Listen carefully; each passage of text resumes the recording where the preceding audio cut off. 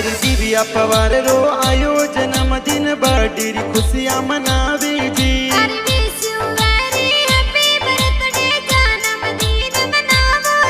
अरे कैलाश जी पापा जी आपरा पार्टी दी रावे जी।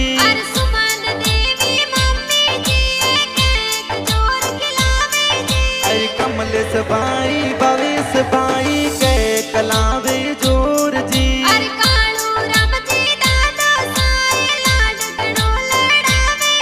अरे बवरी देवी दादी जी तो गणा गणा लाड लड़ावे जी।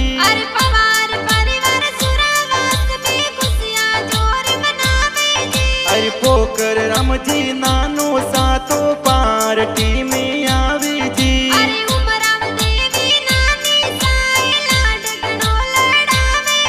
अरे जियो हजारों साल दिव्या दिल सो देवा बधाया जी।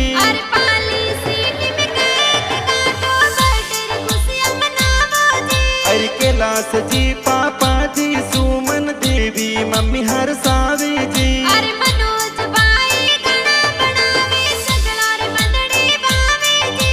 नहीं असा पूरा फिल्म स्टूडियो कंटालिया में बाजे जी।